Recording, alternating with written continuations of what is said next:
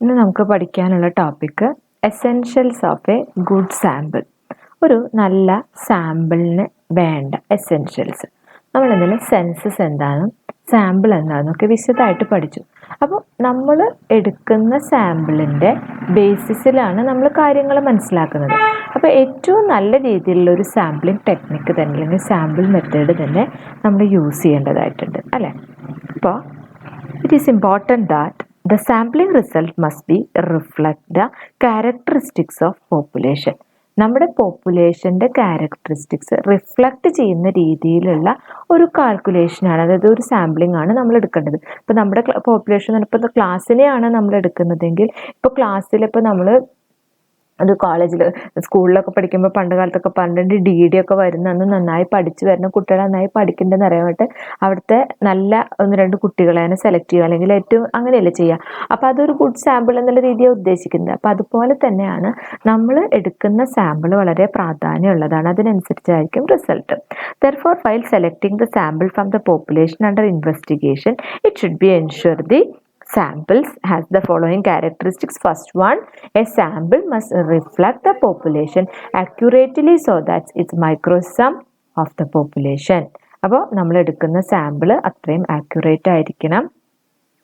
ഇനി അടുത്തത്, a sample must be unbiased by sampling procedure.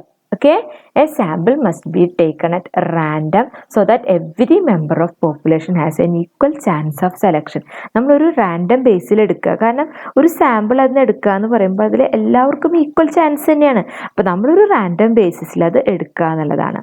Sample must be sufficient large but as economical as possible. നമുക്ക് എത്ര എടുക്കണം എന്നുള്ളത് നമുക്ക് സൈസ് കൂട്ടാം കുറയ്ക്കാം. പക്ഷെ നമ്മൾ എക്കണോമിക്കലായിട്ട് ചിന്തിക്കുമ്പോൾ നമ്മൾ കൂടുതൽ ഉണ്ടാകുമ്പോൾ അതിനനുസരിച്ച് നമുക്ക് സാമ്പത്തിക പ്രശ്നങ്ങൾ വരും എന്നുള്ളത് കൊണ്ട് തന്നെ എക്കണോമിക്കലായിട്ട് നമ്മൾ സാമ്പിൾസ് എടുക്കുക. അപ്പോൾ sample must be accurate and complete.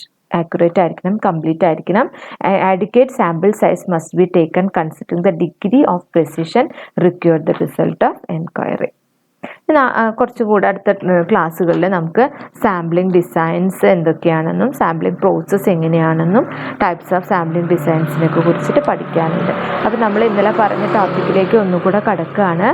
Census, sampling, അതിൽ സാമ്പിളിംഗ് എന്താണ്, സെൻസസ് എന്താണെന്ന് സെപ്പറേറ്റ് നമ്മൾ പഠിച്ചു. ഇനി അതിലൂടെ തന്നെ അതിൻ്റെ essentials of A good sample. വളരെ കുറച്ച് പോർഷൻസാണ് ഓരോ ദിവസം എടുക്കുന്നുള്ളൂ. ഇനി നമുക്ക് കുറച്ച് ഭാഗങ്ങളെന്ന് പറയുന്നത് കുറച്ച് പ്രോബ്ലം പാർട്ട് അതിൻ്റെ നമ്മൾ പഠിച്ചിട്ടുള്ള ഭാഗമാണ്. അത് നമുക്ക് ജസ്റ്റ് ഒന്ന് പറഞ്ഞു പോകാനുള്ളതേ ഉള്ളൂ, അത് എക്സാമിന് വരുന്നതൊന്നുമല്ല. അപ്പോൾ ആ രീതിയിലേ ഉള്ളൂ. അപ്പോൾ ചെറിയ ചെറിയ ടോപ്പിക്സ്, അതായത് കുറച്ചായിട്ട് എടുക്കുന്നതെന്ന് വെച്ചാൽ ഒരു ടോപ്പിക്കിൻ്റെ ഒരു കണ്ടിന്യൂറ്റി പോവണ്ട, ഓരോ ദിവസം ഓരോ ടോപ്പിക് എന്നുള്ള രീതിയിലാണ്. Okay, thank you.